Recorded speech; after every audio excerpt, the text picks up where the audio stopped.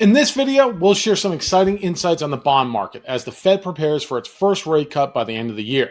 It's no secret that bonds have been through a rough patch in recent years due to high inflation and rising interest rates.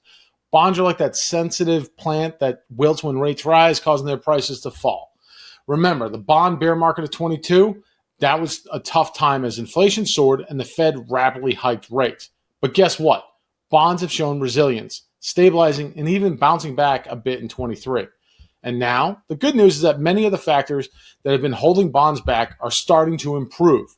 Let's dive into some key insights about the bond market and why it's crucial to keep your portfolio diversified in the months. This chart tells an interesting story. The Bloomberg U.S. Aggregate Bond Index, a broad measure of the bond market, is now flat for the year after a bumpy ride through April. Why the turnaround? Well, inflation, which was worse than expected earlier this year and put downward pressure on the bond prices, is finally showing signs of easing. The latest Consumer Price Index, CPI, report brought some much-needed relief, revealing the headline CPI remained unchanged in May for the first time since July of 22.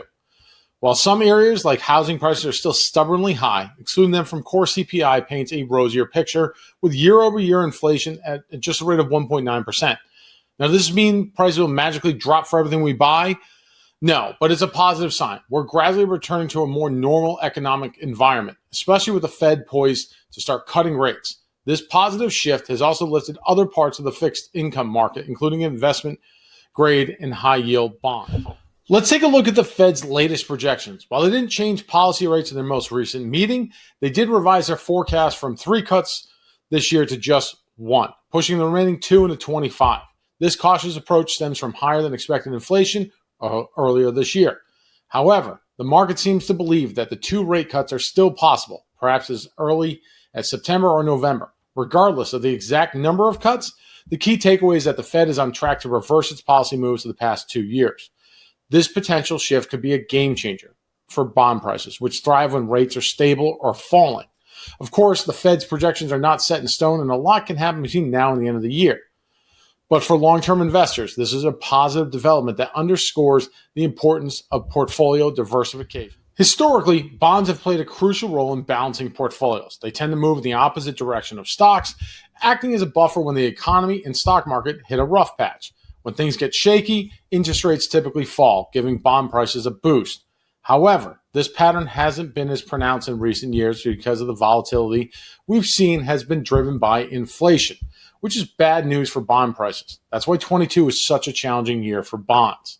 But here's the exciting thing. If inflation is truly improving and the Fed follows through with rate cuts, we could see a resurgence in bond performance. And let's not forget that yields are currently much more attractive than they've ever been since 2008 global financial crisis. So whether you're a long-term investor or someone who relies on their portfolio for income, like retirees, staying diversified across both stocks and bonds is more important than ever.